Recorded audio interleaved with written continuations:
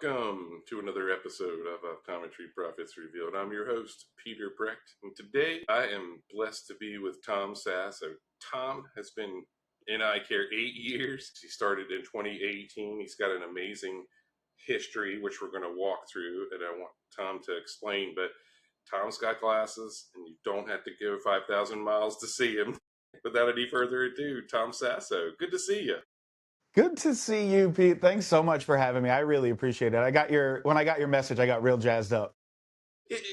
These are important discussions, and we were just talking, like I always do with guests, that not only to walk through your journey, but to talk about the work that you're doing on TikTok and the social media impact that you have. Very unique. So talk about your journey. You're a New Jersey guy, so you relocated to Michigan, and that's when you became an optician, right? Yeah, so in like 2017, I was working for a friend of mine in New Jersey. She's an optometrist, family-owned optometry practice. They were hiring. I was miserable working where I was and needed something new. And I worked in the admin side. So I was like upstairs. It was an old house. I was upstairs in a small office, answering phones and digitizing charts from the 1970s to today. And I hated it because that's not what I wanted to do. I'm a people person, but I loved the people I worked with there. So it was kind of a toss-up. And then 2018 hit around. My ex-wife and I decided we were moving to Michigan for grad school, and we moved. As I'm looking for a job, thinking, what do I want to do? I just looked in optometry. I'm like, well, at least I know all the terms and everything right now. And Right. a local optometrist was hiring an optician. I'm like, yeah, I could do that. So I interviewed there. We were visiting for a week and arrived on a Sunday. I'm in Holland, Michigan. So like right on Lake Michigan on the west side. And I interviewed, and then I canceled every other interview I had the rest of the week. I felt like that was my place, and it was. I was there for 7 years almost, and their only optician. Within a year of working there, I started studying for my ABO certification, got that on the first go. And then probably 2 years into it, everything changed. I met reps and designers for independent eyewear, and my passion of what glasses could be exploded. And I was just moving and moving and moving. I became good friends with an owner of 24 years they've been in business, optical shop downtown, standalone. And he started kind of mentoring me outside of that and showing me what frames could be and troubleshooting issues I was running into and just becoming a good friend. And then a year ago, like a week and a half ago, I left my job of 7 years, took a position managing a optical for an optometry practice about a half hour away from my house. And I wanted to see what management was like. I have 4 opticians that are on my team, and the ages range, I mean, from early 20s to I think mid 50s. Wow. And it's a pretty standard optometry practice for an independent optometry practice, but it's a cool team there.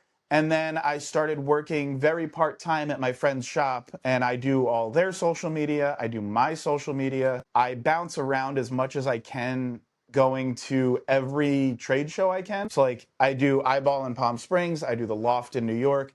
If Vision Expo is conveniently located, I'll go. All right. I'll be doing Northeast Optical Show in October. That's in DC this time. All right.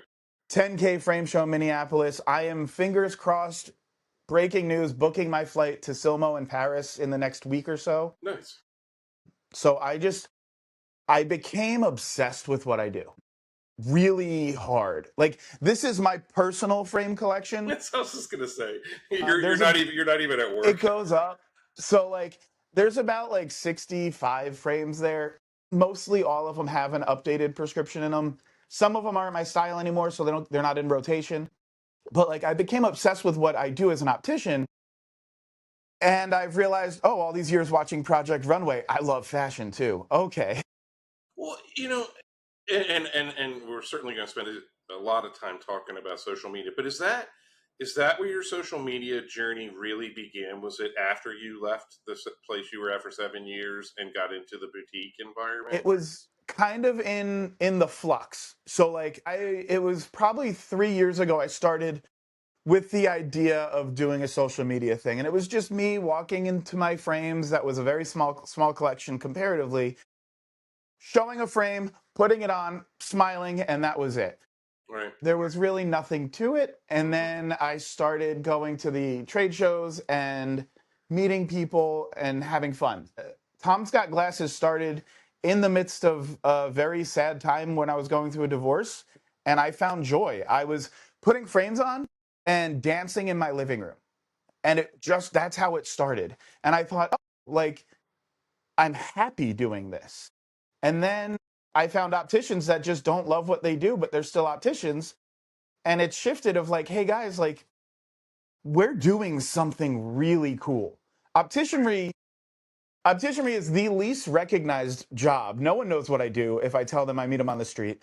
That's the And truth. we're doing really unique things. I like to explain what we do this way.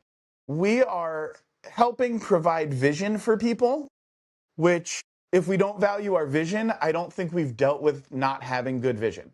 So we're helping provide vision, but we're also building people up and helping self-esteem.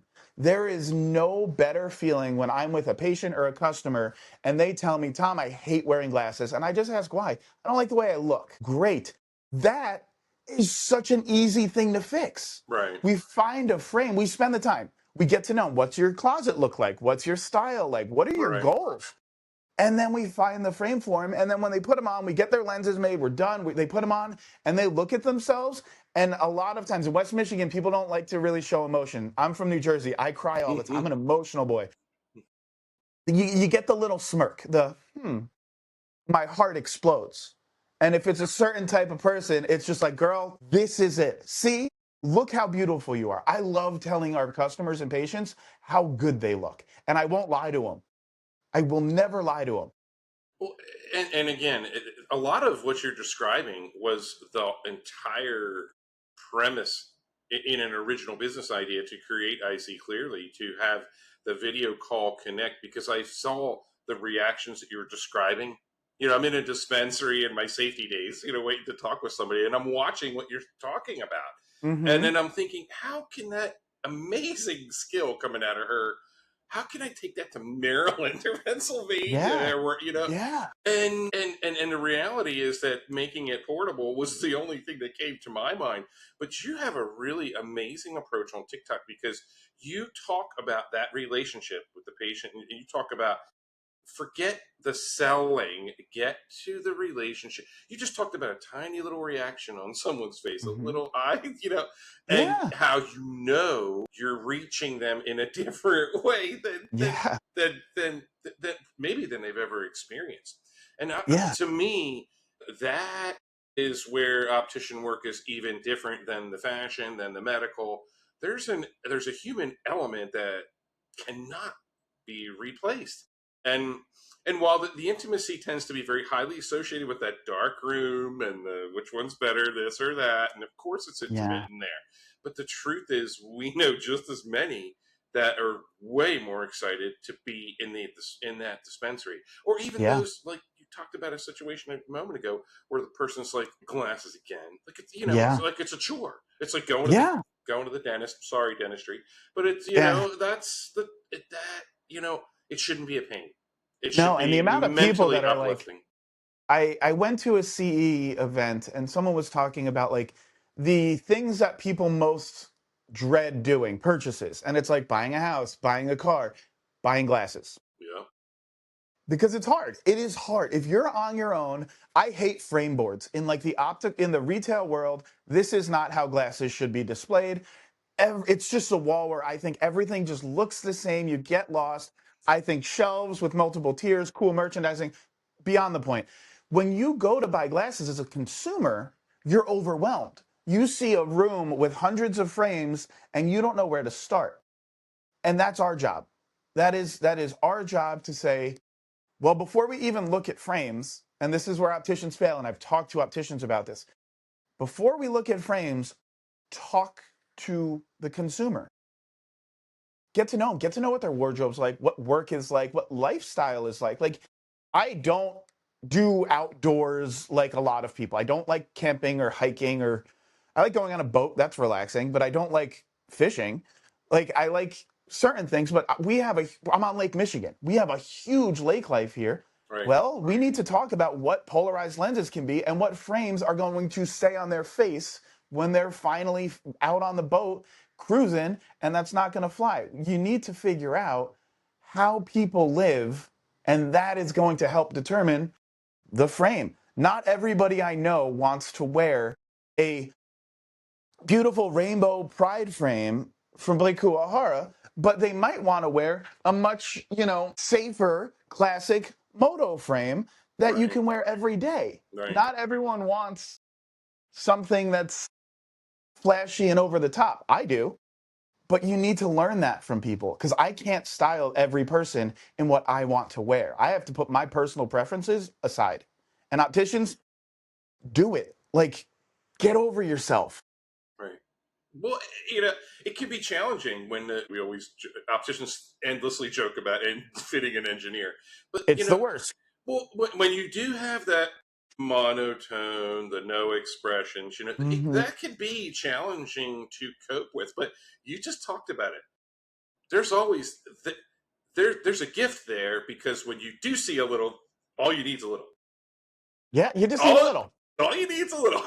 It's Then you're really paying attention to the mood enhancers yeah, and how that is going to relate to their life in a yeah, secondarily way, But things discussions you've had, like you said, preliminarily before you're going through actual frames, yeah, which is so cool.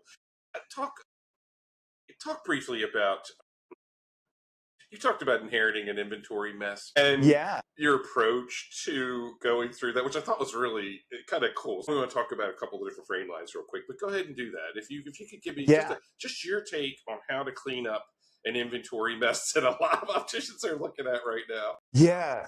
So at the doc's office I was at, they had a ton, like a metric ton of backstock of frames. And it took time to figure out why. And I think their intention was good. And I want to say this, the intention behind that staff was very good. If a patient wanted to see a frame in a different color, they would order it for them. If they want, but when we're doing that for 10, 15 patients a week or, whatever, you're getting a ton of back stock, and you can't people don't realize you can't just return Right. frames. That's not really a thing. Especially when you get in the independents, you're not getting a one-for-one exchange. You can't just return it based on patient approval. Some companies, and I'm not going to name names because I think some of these numbers are ridiculous, are like you want to return a frame, you got to buy 15. Right. It's Right. crazy, but I also get it. So I had several hundred, I would say, backstock frames. And what I did was I called, when I became the optical manager there, I called all of our reps and I set up meetings. I'm like, I know some of you because I've worked with you in the past. I've met you in the past. I'm the optical manager here. And if we're going to have a relationship, I don't look at rep relationships as transactional. I look at it as a partnership and a relationship. Because if our reps work with us and we work with them, our patient's happy. And I said, if we're going to do this, I've inherited a problem. I have a lot of frames, and a lot of them are not going to sell. I worked my little New Jersey talking magic of let's exchange some of these for top sellers in 2 colors each. Or like right now, I hate sales. I hate doing a sale. But we have frames that aren't moving, and I'm looking to bring in new collections. So I've marked down a ton of frames for the month of August, but it's just selling off the board. Everyone's scared where I work, not everyone, but a handful of people are scared of having openings on our frame boards because we have Right. frame boards there. And I'm like, it's okay. We can merchandise those. We can put shelves in with POP or with little signs of like transitions. I love a photochromic lens. I love a photochromic lens. So let's just put things about that around. Let's put information about an anti-reflective treatment or myopia management or business cards for the doctor. Like, let's just have things around. We can fill those shelves with stuff where it doesn't look messy. Let's get rid of our inventory. Let's just sell down 100 frames off the board and then order 100 new ones that our patients haven't seen. And it's going Right. well. I have 30 frames in backstock from one company only because I moved where they were and they have less board space. And they only have less board space because how they're displayed now shows the frames better. So I'm Mm. okay having 20 or 30 frames or whatever from this collection that I love, and I love our rep for them, I'm okay having not as many out if the frames are being shown better. Right. I don't really know the answer to this, but can social media help with that understock somehow?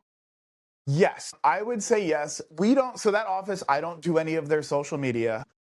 I'm expensive to do social media. Well, And yeah, and we really didn't even announce that. That's your side. That's your major side that's gig is that's a social side gig, media yeah. management. Well, and you got a very strong presence on Instagram and TikTok. I had a Dude, I had a crazy 2 months. Like I made a video on frame fit and a couple follow-up videos from it. And my views, my reach, followers, interactions, the DMs exploded. And it hit a point where I'm talking to industry people all the time now with questions. I consider myself an expert. I am not the best. There is always going to be people better. I want to be very clear. I love learning from people, and I appreciate humbly people asking me questions, especially people that have been in the industry longer than I have. All right. So I want to be clear of I don't think I'm better than anyone. I think I'm damn good at what I do, but it's a team thing. If opticians start taking care and helping other opticians and we stop gatekeeping, our industry, our profession will explode. Well, you offer a different type of education too, because a lot of your TikTok posts are talking in an educational way to opticians. I said this jokingly in an email to you, but a lot of times you're like, wham, you're like right there. Yeah, so I love that. It reminds me of those times where I'm in a class and I'm like, yeah. and now I'm paying attention. It grabs attention. The one that comes to mind right off the top of my head was this you debunk a myth really really quick, and Mm-hmm. we're all guilty of this, where Yeah. someone's my size or maybe your size and they're asking for that 47i, and Yeah. you held up the kids frame and then you put your glasses on. It's like and we Mm-hmm. know it, but we don't think about it. We don't know and connect this is me, this is my script. Look at a 47i on me. Oh my god. Yeah. Now I get Yeah. it. Now And I then let me put a see 62 eye on. Like they fit me. I mean, this is exactly, I don't exactly. even know. It's like a 49 and I have a 63 up there. Like, That's yeah. really, really, really cool. I've seen Rick Peralta do that too, but I love Rick Peralta. the two of you, I think the array of frames that you're willing to mix in and out, you're Yeah. comfortably showing that an A measurement isn't the end all be all, Yeah, and it's that's super taken into cool to me. consideration for sure. Hmm. But like I feel like the A measurement is geared towards the lab more than anyone. Right, Like you completely, need to know lens size, completely. but lens size doesn't equate to frame size. No, no, fit the how close, PD, shape of face, Yeah. East men from Eastern Europe, there's a short distance from frame front to ear. I don't know why, but that Yeah. tends to be common there, and then as opposed to here in Hmm. America where we need the 140s and the 145s, and Yeah. it's just it's different. Yeah, you talked about a couple of really cool frame lines, and I want to give you a chance to kind of expound on them. You mentioned Woody's, you mentioned Rain. I forget the last one that you mentioned, but these are coming Yeah. in now, or are you working with them now? So I am very fortunate in the doc's office I'm at where they're trusting me to bring in more independent collections. And I'm very fortunate for the boutique I work at for introducing me to independent collections. So like at the doc's office, I just brought in Woody's like 3 months ago and we have sold through our first order already. And it's for them, it's a more conservative office. It's a more fiscally conservative as well as fashion conservative. It's bringing in a pop of color and pop of something new. Rain Eyewear, I'm meeting with them next week, and I don't tell anyone I'm buying them because it's a phenomenal price point for a very high quality and incredibly wearable frame in an array of colors that are more geared towards neutrals, like tortoises, blacks, crystal greens, things of that sort.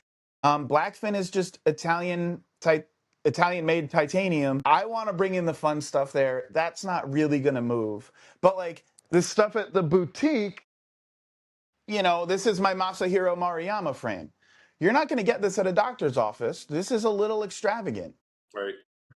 And I've had the privilege of spending time with him, with Blake Kuwahara. There's frame designers that change the game. When frames are thoughtfully designed, it feels better.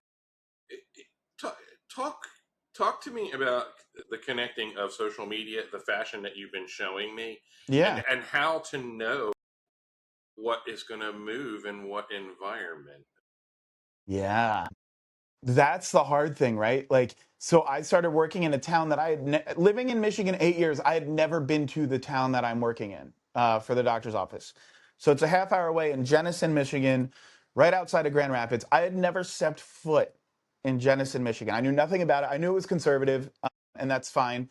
But I had to spend probably my first 2 months figuring out our demographic there. Right. It's an older demographic that is a little more concerned with money, but I think it's really because no one has ever talked to them about why something costs what it does.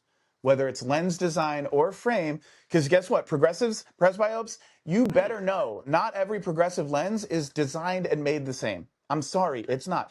Lens folks, polycarbonate, not one polycarbonate lens on this wall. I don't do polycarbonate. I don't care about saving you $30 or whatever your VSP copay. I don't care. I want you to see better. I don't even talk polycarbonate unless it's a really fiscally conservative person or just it's not in their budget. Fine, I will work with you. They mention it. Yeah, or they mention it, and then I love having the opportunity. Well, actually, there's materials there that light just moves through better, and there's science behind it proving my point that it's just better quality of vision. And I want you to see well. I'd rather you spend the money on great lenses for you, Right. and we can maybe go with a frame that still looks good on you, but is more cost effective. You know, Makes sense. so the first move I did when I became the manager there was their frames were organized by gender and gender only. I don't gender frames. I took every frame off the board and put them by collection. And to this day, I mean, a year later, where are the guys' frames? Where are the girls' frames? They're on the sales floor. They're all guys' frames and they're all girl frames. Well, what do you mean? I'm like, are there traditionally feminine shapes? Of course. Are there traditionally masculine shapes? I might say no. But most frames are unisex. And if you want an honest opinion, it's our job to tell you, well, that frame does show a little feminine on you. Or in West Michigan, we have a very high Dutch population where I live. I live in Holland, Michigan. A lot of Dutch women are bigger women. They're taller, they have broader features. Do you know the worst thing you could do to a woman is say, hey, none of these frames fit. Let's go look at the men's section. It's not cool. I shouldn't laugh. No, it's funny because that's just what happens. Right. And it just everything, I mean, Pete, we've talked before this. Everything's about the relationship. Right. And I think taking down any barrier from a patient or a customer from feeling like they're being treated with the dignity that they inherently deserve is going to hurt that relationship. I mean, I don't want to take a woman to the men's section. I don't want to take a man to the women's section because people are really worried about that. You know, this is a board design where you've wiped that off. That's not even going to be an option. Yeah. You can't not be there and have an optician do that because you've taken it out of the mix, you know? It's gone. And that's those social components, those social interactive skills really ought to be a series of CEs. Good luck getting them approved, but I will say this, it can happen. I'm working on some of that, actually. Well, and to me, it's the missing component. You hit on it very, very succinctly. There's a couple of TikTok posts. I almost wish I could play one right now. But where it is, you basically are saying, listen, you know, to me, it's a natural relationship because of where I come from, because of how I am, because of what I do, because of how I interact with everybody I'm working with. Yeah. To you, they're all relationships. And again, that becomes natural. I think it's a little bit natural for me. I don't want to, make it a geographical thing, but both of my parents were from New York. You're a New Jersey guy. I think there's an element and a component of that middle Atlantic where just openly talking, breaking down some barriers. Some people are naturally good at it, but no one's a stranger. but it should be able to be taught, because even that person that's walking the big woman over to the men's frames, they may not even think in their head that they're doing something wrong. They're in fact, they may think I'm doing my job right, but are you? But are you? I mean, But are the you? unspoken element that Yeah. you address this openly. How do you feel like you notice that? And how much of that do you think plays into how you manage social media for anyone? I'm more on a specific side of how I live my life and how I treat people and the communities in which I'm a part of.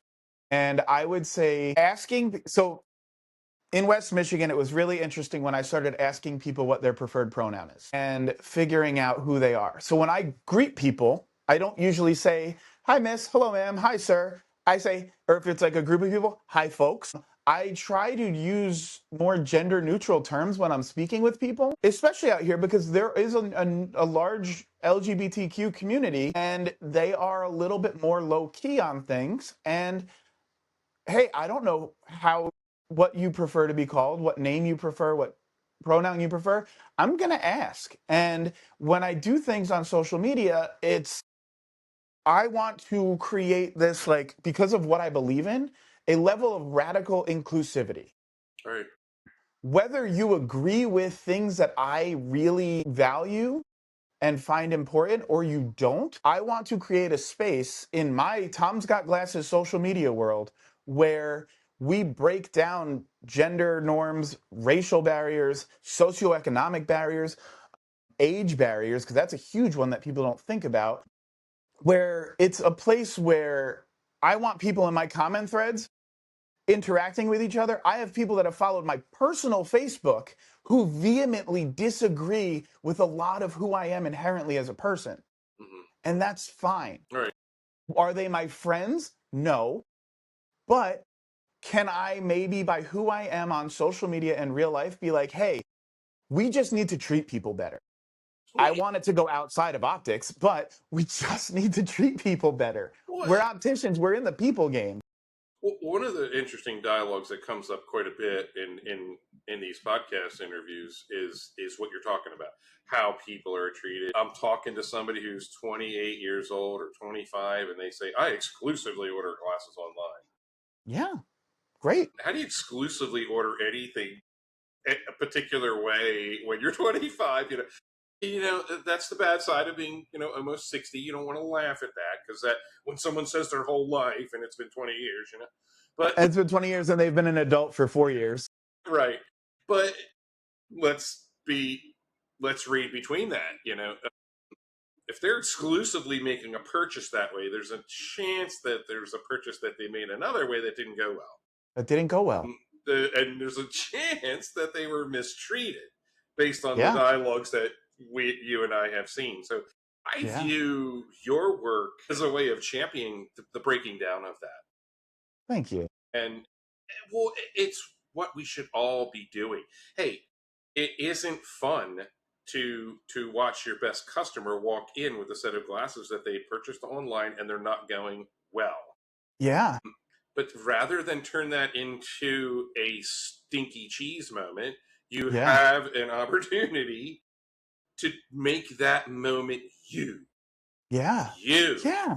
about And you. And opticians want to bang their chests, but yeah, they don't take the opportunities when they're sitting in front of them to do yeah. it. It's okay to tell people you're an expert at what you do. It's okay to Absolutely. do that. Absolutely. I I love the idea of like that conversation. I exclusively go online. And to follow up, like a lot of the reasons, because I ask people why you do this or why not try us, at Mm-hmm. whatever. Why wouldn't you? And a lot of the answers for online I get is, well, I get very anxious of doing it. I've never had anyone help me, so I could just do it by myself.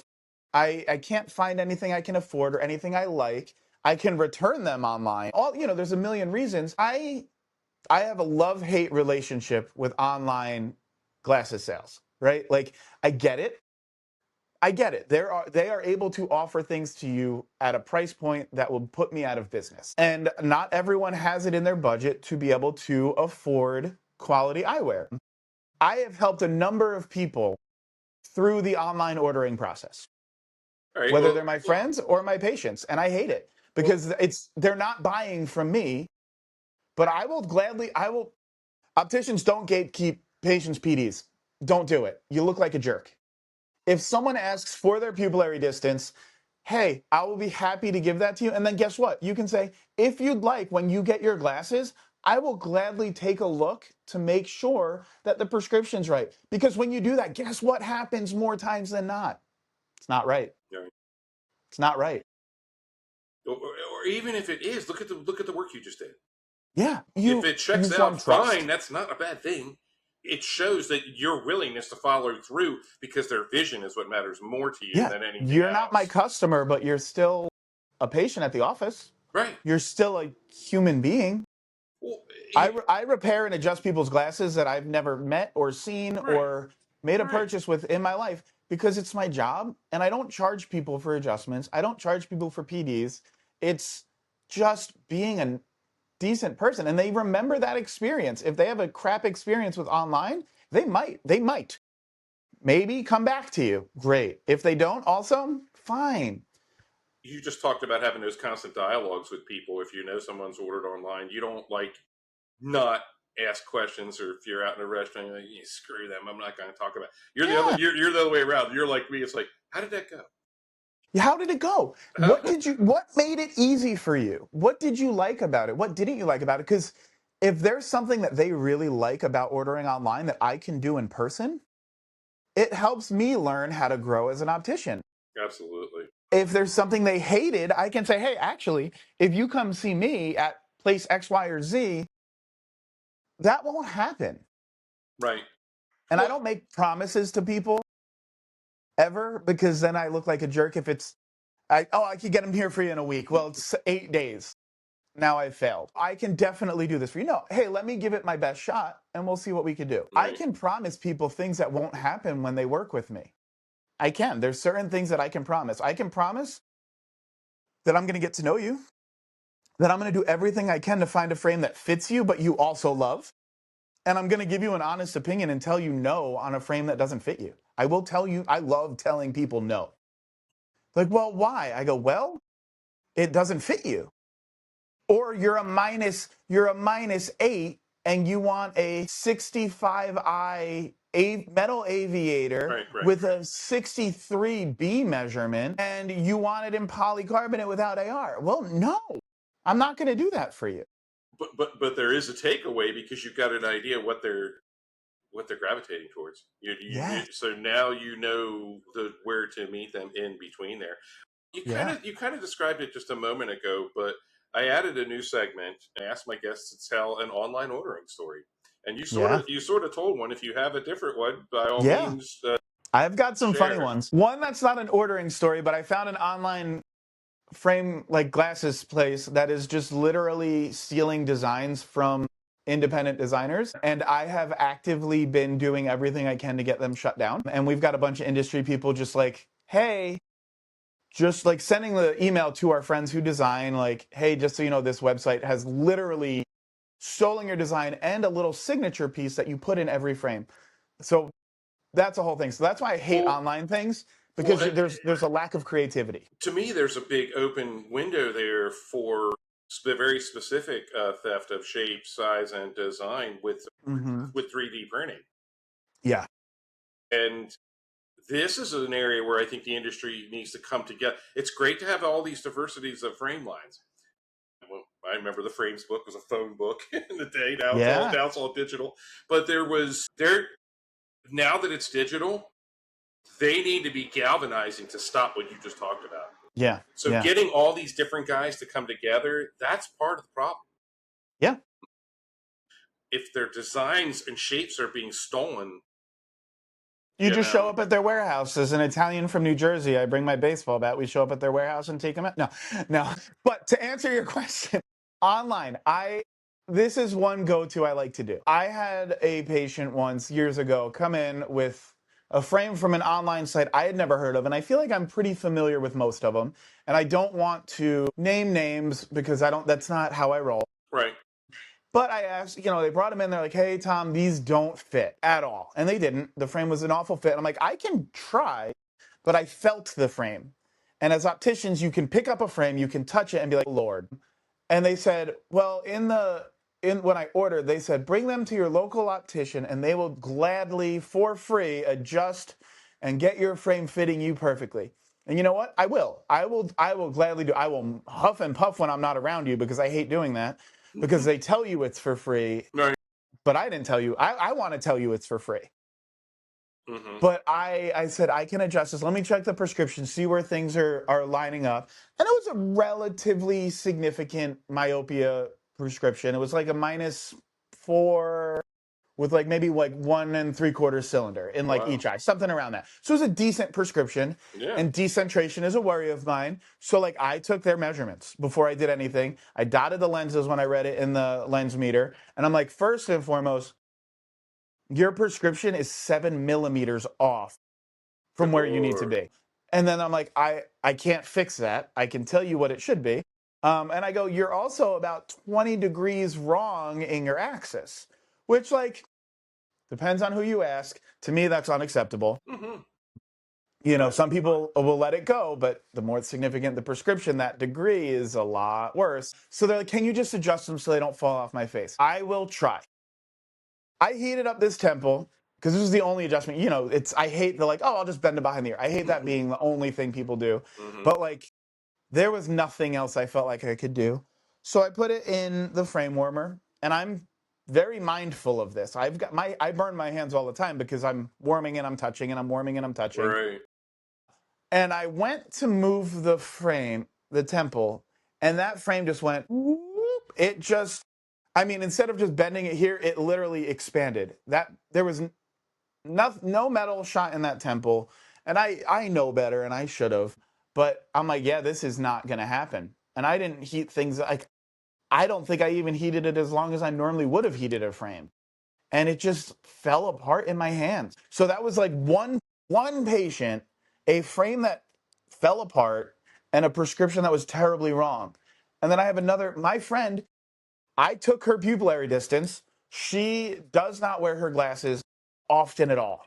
And she said, Tom, I just need a really cheap pair of glasses. And I said, I will help you. And it broke my heart to do it, but I helped her. I took her pupillary distance. We went online. I showed her some shapes that I thought would work with her, and she got a frame. And I was pleasantly surprised that her frame and her lenses were pretty close to spot on. The frame, I kind of had an idea because it's what I do. Right. I can't control the lenses, and I was very happy. And with her wearing them maybe twice a week, okay, I was very pleased. I'm like, hey, like just so you know, like these came out pretty good. You can wear these all the time if you wanted, but she has such a minimal prescription. Right. Like minimal, like to where insurance would be laughing saying, yeah, we're not covering this.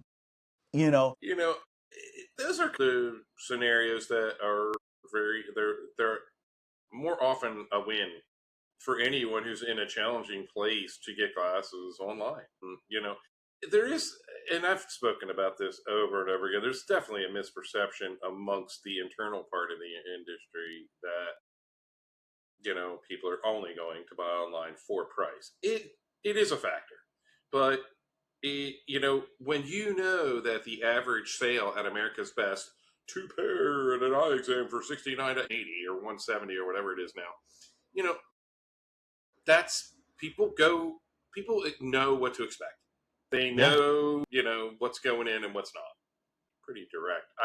yeah. It's the same kind of thing exists in the equity purchasing world, Mm, where I'll tell this story very quickly, but sometimes there can be a corporate disconnect in these purchasing yeah. environments where they'll come in and buy, and Yep. they immediately want to try and correct pricing.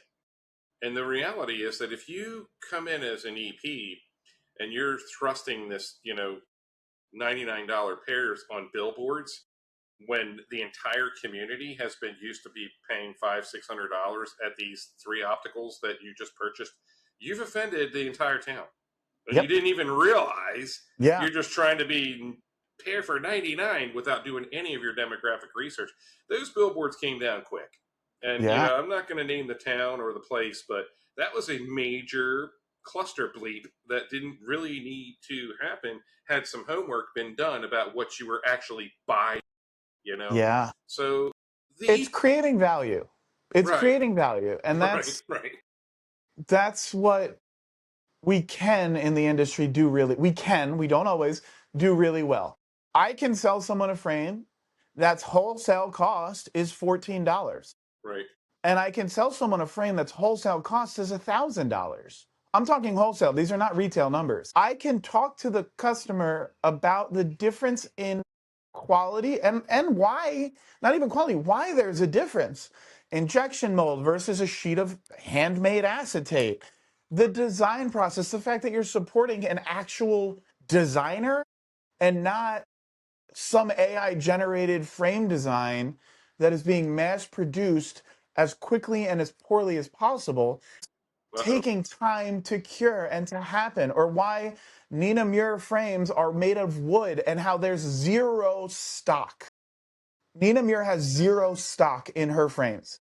If you order frames, they are made to order because it's sustainable. We're not wasting wood, cutting shapes and doing all this stuff Mm, for things that haven't sold yet. that's really Let's cool. cut it as needed. That's cool. So there's a difference in process that we can create value in. And that's just frames. Lenses are even more important to create value Right. I because agree. people don't realize not every single vision lens is the same, not every material, anti-reflective treatment, progressive lens, and my favorite is photochromic. Not every photochromic lens is made the same. I had transitions, I hated them. Well, when did you have transition?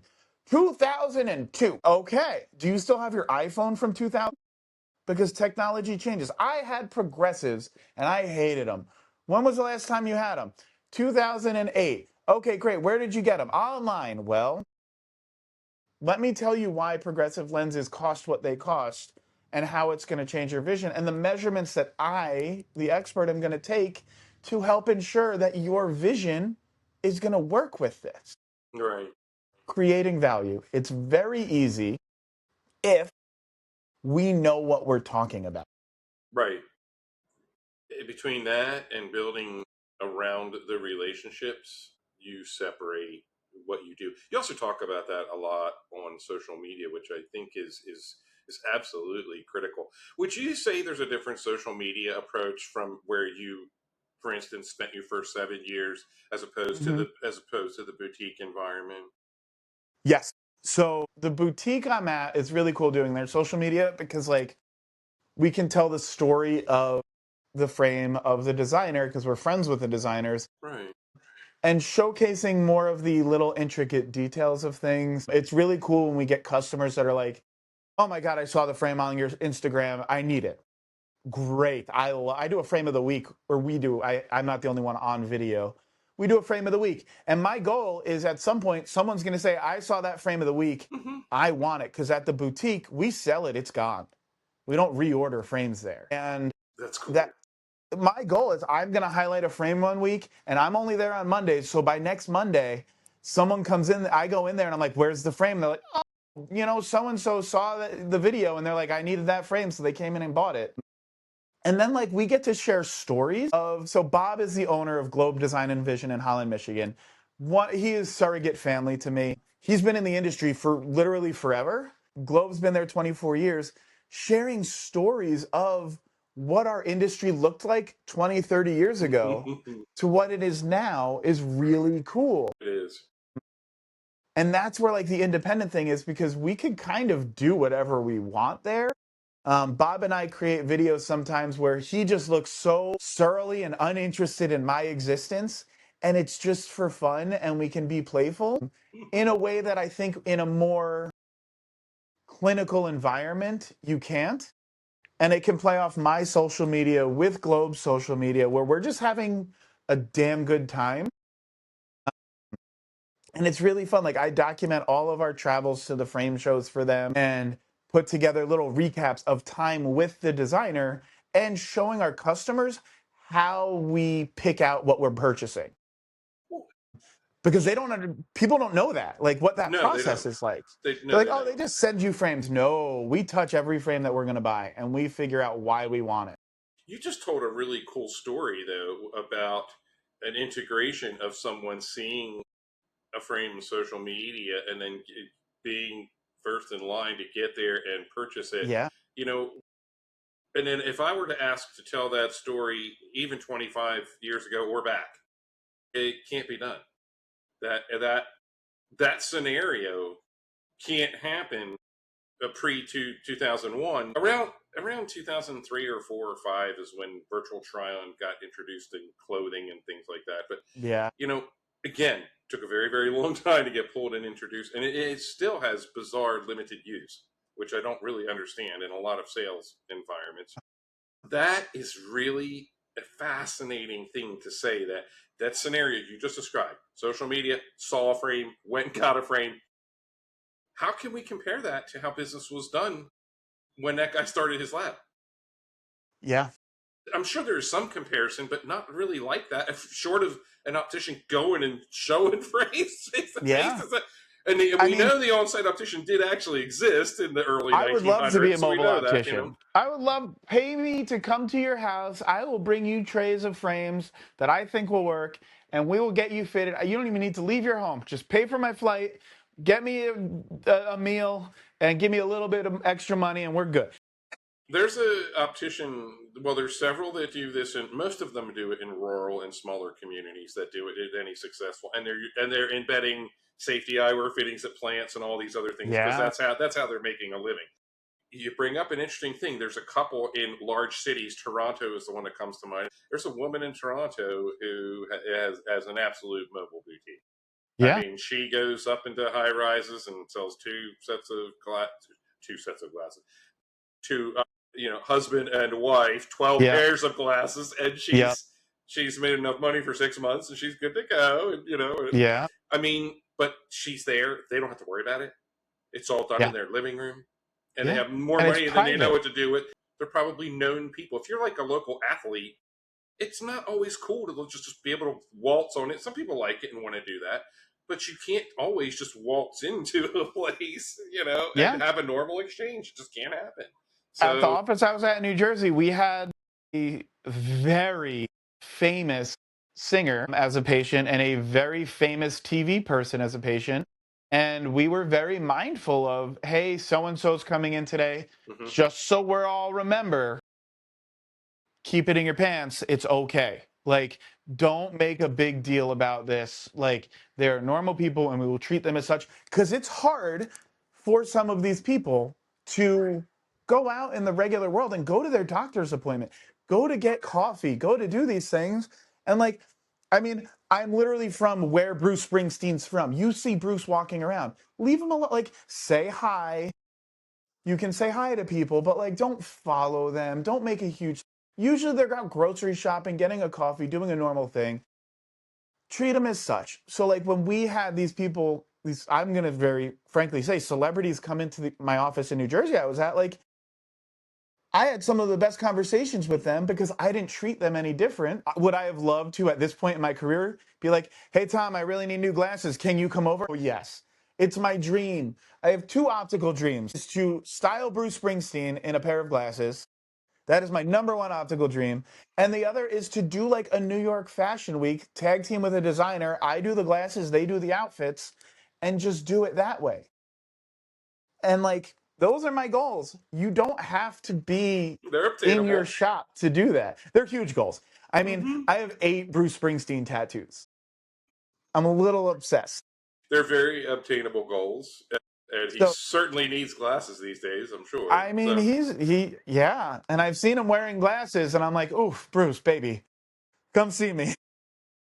You mentioned that you sold a plethora of Meta. How has I sold 2 Meta. Oh, I thought it was more than that. I thought there was few that came in and you. Okay, you got rid of them.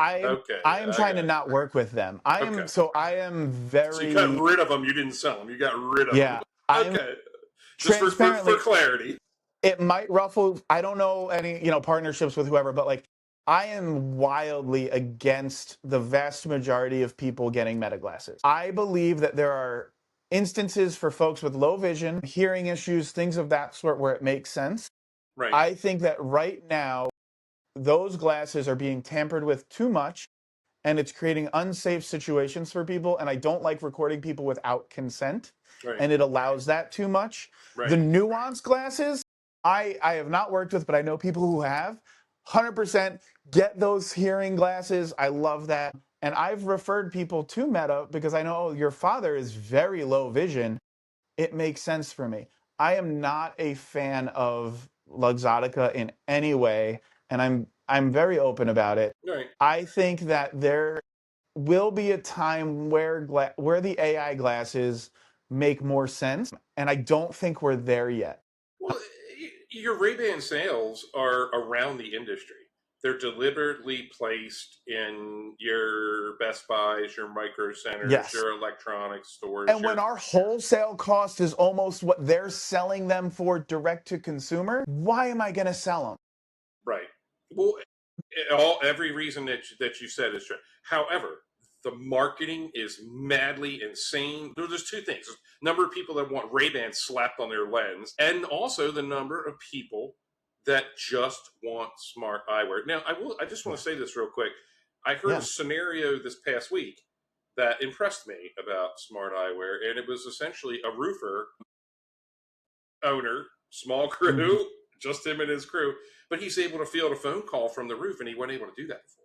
Yeah. And that's a win. That could It's be a win. That could be the lost business right there. So tattoo artists are using them at conventions when they're tattooing people. Right. That's why. So that's the only reason I brought these in at the doc's office was because I had a tattoo artist explicitly ask me if I can order him a pair of Meta glasses because he's got a bunch of conventions coming up and he really wants to use them to create content for his socials for it. And I said, absolutely. You know what? Sure. Very cool. And then he ghosted me. Well, he's data driven. He probably had to fix his car or something. But no, he got him somewhere else. Oh, that's but the reality is that it is something that isn't going to deplete.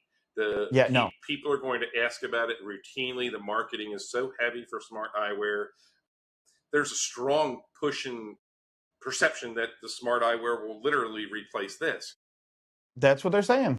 Well, but not everyone wears glasses, and exactly. by the same token, the nice thing about this is being able to put it down and walk away from it. Yeah.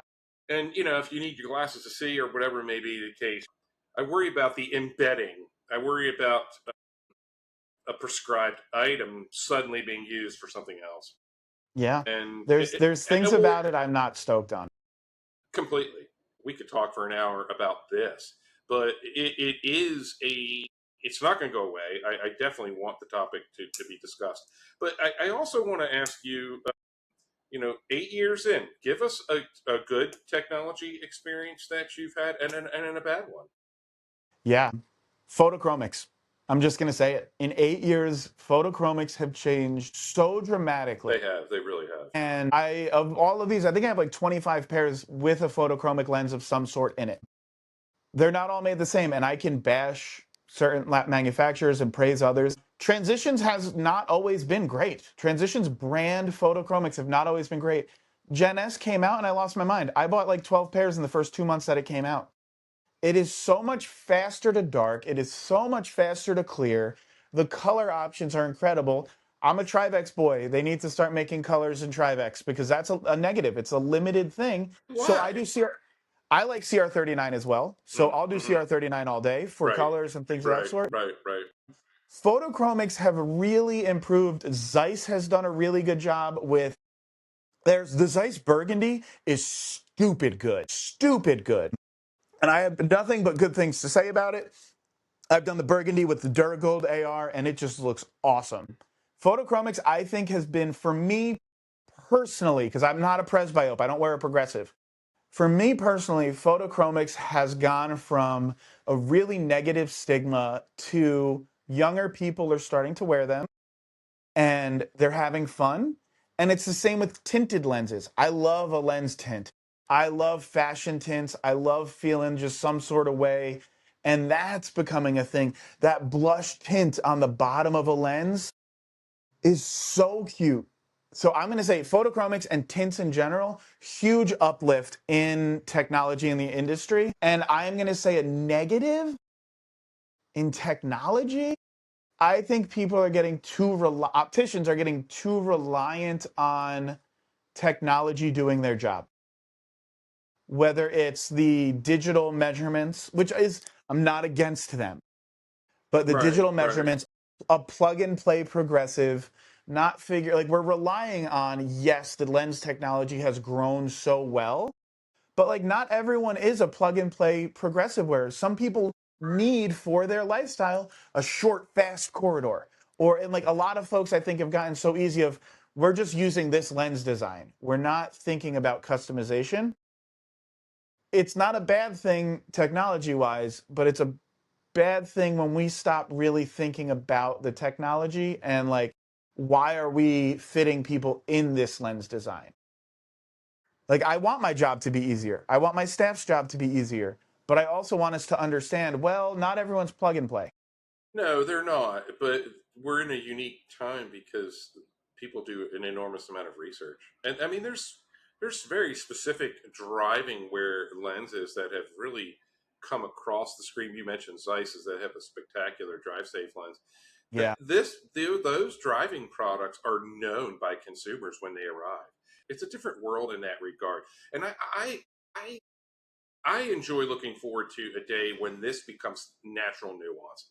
So as soon as Yeah. someone books an appointment, all they're given is their first, middle, and last name, and all the other data is ding, and including in a perfect world, people's nuances and like you mentioned how they are as a human, you know those types of exchanges are going to always be inherently just human.